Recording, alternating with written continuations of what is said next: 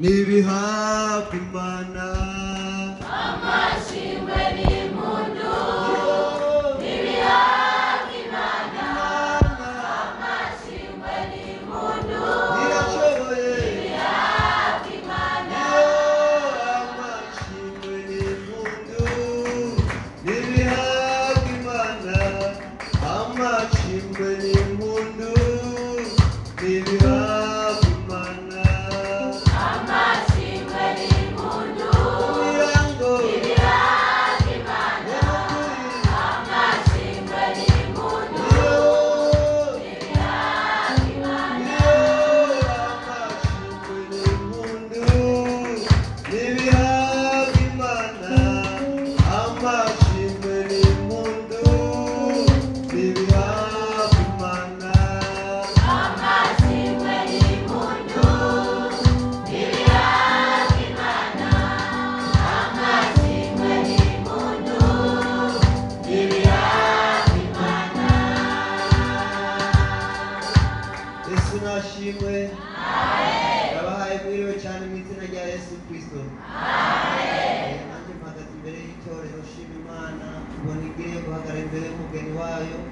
abashimiye n'abarongozi umwami Yesu n'abahetagire. Amen. Tugiye turabe ijambo ry'Imana tudatevye kuko n'amasaha y'umugoroba ariko niyo ndirimbo mpagurukanye yo gushima Imana. Yesu nashimwe cyane. Amen. Ico uritegurira mu mutima wawe cyangwa kumenyereza ubugingo bwawe nuko wokwama uri kurashima Imana mu kivuga cyangwa mu kikora. Yesu n'abahetagire. Amen. Reka rero tudatevye turabe muri Zaburi 105.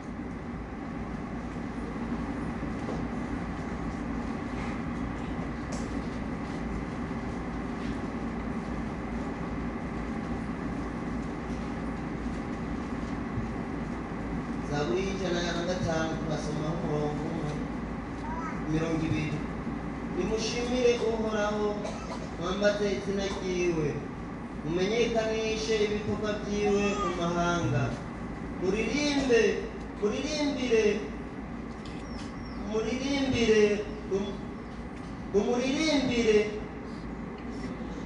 Mumuririmbire ishimwe, muvuge ibikorwa byiwe byose bitangaje. Yesu naduhana umugisha. Amen. Iri jambo ry'Imana mpagurukanye numva muri jewe hari amashimwe menshi, nawe sinzi mu mutima wawe. Uyu yari Zaburi ariko aratuhimiriza cyane, ariko arahimiriza abari bari icyo gihe, avuga ubukuru bw'Imana, ababwira ati nimuririmbire Uhoraho, nimutazire Uhoraho, mu kanwa kanyu hamwe guhimbaza Imana, mu kanwa kanyu hamwe kuvuga ubukuru bw'Imana. Ibyo nibyo byumva mu mutima wiwe gusa. Yesu naduhana umugisha. Natwe nk'ishengero ryo ku mugoroba ngaha mu mirango, umuntu wese yumve kuririmba ishimwe. Yesu nabibahe mu izina rya Yesu Kristo. Reka rero tugende mu gitabo cy'abacamanza. Abacamanza igice cyaho cya 11 duhere ku murongo wa 29. Abacamanza igice cya 11 ku murongo wa 29. Urupapuro rwo hasi ni 293. Urashoboye mwami wanje ndabizi, urashoboye nawe ntazi ukugenza. urashoboye mwami wanje ndabizi, urashoboye nawe ntazi ukugenza. Narabibonye urashoboye mwami wanje ndabizi, urashoboye nawe ntazi ukugenza. urashoboye mwami wanje ndabizi, urashoboye nawe ntazi ukugenza. Nibaza ko twese twashitse twasoma mu izina rya Yesu Kristo. Ndanze amajambo ivuga ngo Yefuta atsinze Abamoni atanga umwigeme wiwe tukimaze. Maze muhemu Uhoraho aza kuri Yefuta, nawe anyuranganya i Gileyadi no mu bw'Abamanase, aca imisipa i Gileyadi, avayo agenda ngo aje mu Bamoni. maze Yefuta asezeranira Uhoraho isezerano ati niwagabura Abamoni mu maboko yanje ngatabaruka amahoro mvuye kurwana nabo, uzobanza gusohoka mu nzu yanje kunsanganira azoba uwawe Uhoraho, nanje nzomutanga kw'ikimazi co koswa. Nuko Yefuta ajabuka mu Bamoni arabatera, Uhoraho abagabura mu maboko yiwe. Yesu naduhana umugisha. Iri jambo ry'Imana afise yo gusezerana ugashitsa imbere y'Imana. Uyu yari Yefuta, yari mu bihe bitoroshe by'intambara. Uyu yari Yefuta, yarahanzwe n'Abamoni bari bamuteye. Yesu nashimwe cyane. Ariko aravuga ati intambara sishobora kuyigungana, reka manze ngende fukame, reka manze ngende mvugane n'Imana yo mu ijuru irambwira ico ndi bukore. Yesu nashimwe cyane. Sharagenda arafukama, Imana icicinjura mpwemu yera. Yesu nashimwe cyane. Yavuze ngo ngo yari muri mpwemu. Yesu nashimwe cyane. Ngo yinjira muri mpwemu acagira isezerano imbere y'Imana. Mwese ndabipfurije kuja muri mpwemu yera kuri uno mugoroba. Arasezerana ati Uhoraho ngiye kurwana, ariko jewe ntaco nshoboye. Izina ryawe rihabwa icubahiro nsinze barya Abamoni. Unkure kw'agasuzuguro, unkure kw'agasuzuguro k'Abamoni bampagurukiye bariko barangwanya. Yesu nadutabare cyane. Aragenda aragira iryo sengesho acasigaho isezerano. Nawe kuri uno mugoroba birashika wavuye muhira, birashika wari ufise umutwaro wari ukunyikije, ariko iyumvire mu mutima wawe ugira isezerano. Ibikorwa by'Imana biragutse, ibintu byinshi umutunzi ahambaye, nta makuru ngo bakwanaka cyangwa ngo ufise ngo bikeya oyaye, ariko gira isezerano kuri uno mugoroba. Imana iradutabara. Yesu nabahe umugisha. Yefuta aragenda ngo aca arabatera, niko ijambo ry'Imana ryavuze, ngo arabatera ngo Imana ibagabura mu maboko yiwe. Yesu nashimwe cyane. Bisigura ko iyo umuntu ari mu ntambara, iyo umuntu afise ibibazo akihererana n'Imana akavugana n'Imana yiwe, nta kabuza uwo muntu agatabarwa. Nawe ibyo bibazo urimo, iyo ngorane ufise, ntutinye, ntugire ubwoba, ntuhagarike umutima. Yesu yarayibonye. Shira isezerano gusa imbere y'Imana, ubone gutabarwa kw'Imana, ubone gutabara kw'Imana, utabagwe kuko siwe wa mbere. Kandi Imana yacu ijambo ryayo ryambwiye yuko uko yari iri kera n'uno munsi ari kwiri. Wewe pfa kugira wizere, ugira isezerano ushira imbere y'Imana. Mbega kuri uno mugoroba waduze gute? Ku ijambo ry'Imana ryavuzwe mu ndirimbo nyinshi. Aha hari abantu basenze amiga abiri, hari abinjiye mu gitondo, namwe mugire umuntu mukinjira ku mugoroba.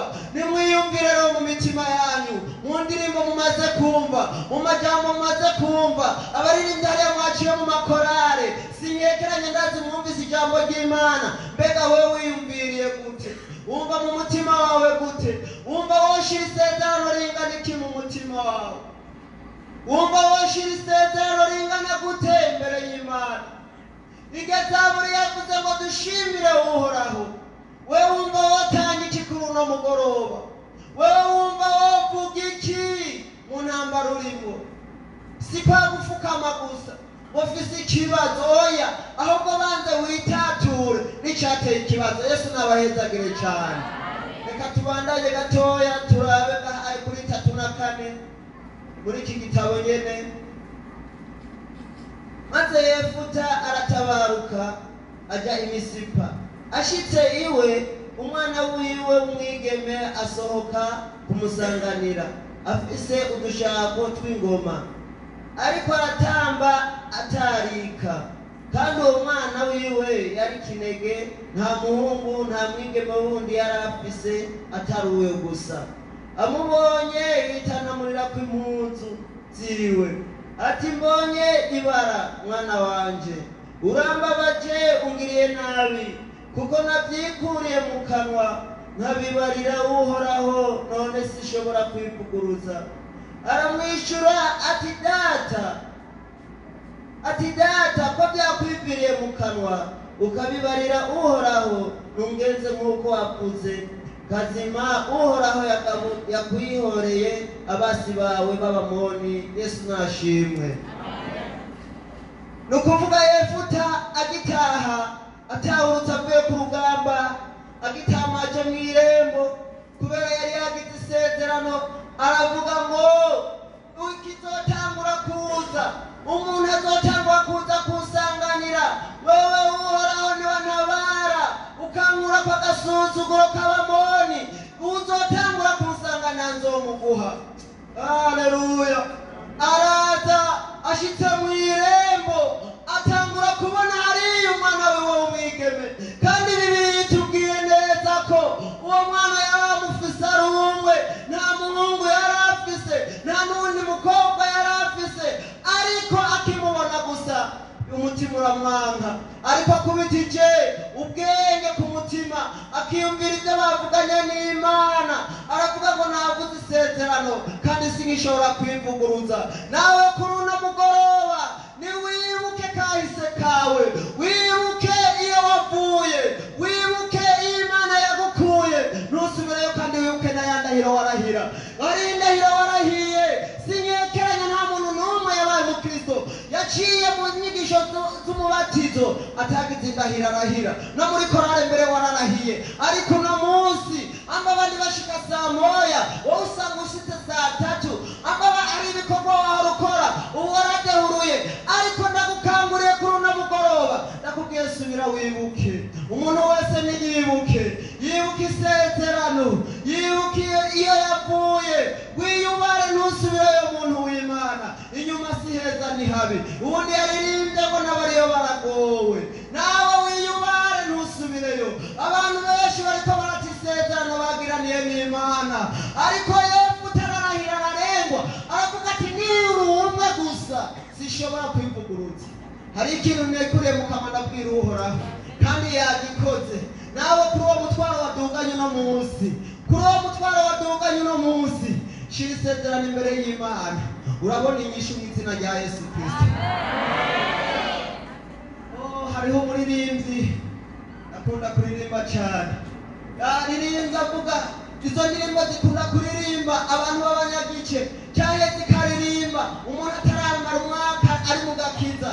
Yaririmbye avuga ngo sinzosubirayo, sinzosubirayo, sinzosubirayo, sinzosubirayo, sinzokwibagira, sinzokwibagira, kwibagira ni bibi, sinzokwibagira, sinzosubirayo, sinzosubirayo, sinzosubirayo, sinzosubirayo, mu byaha ni habi, sinzosubirayo. Ariko abantu benshi bari baravuze ngo nzokorera Imana ngo kugeza mpfuye cyane Yesu agarutse. Ariko uno munsi wari umukorare, wari umuntu aririmba, wari umuntu arongoye korare, wari ufise ibikorwa byinshi wakora mu ishengero, ariko ibyo byose waribagiye isezerano wari warashize imbere yawe n'Imana. Uri kurisubirirayo, uri kuraribagira n'ingoga, uri kuribagira isezerano ryawe. Ariko Yefuta ntiyigeze ahemuka, kandi uwo mwana aramukunda. Jembere nanjye niyumvira uwo Yefuta urabona mu iterambere ry'uno munsi, abantu bafise ibintu byinshi bagira abakozi benshi. Yesu nadutabare cyane. Kandi abantu bafise ibintu byinshi, hariho udukoko usanga batunze. Hariho rero akantu k'agakoko batunze, iyo kamwumvise gusa naho iyo bageze kariya kuri keza gatangura kujya kumusanganira. Yesu nadutabare cyane.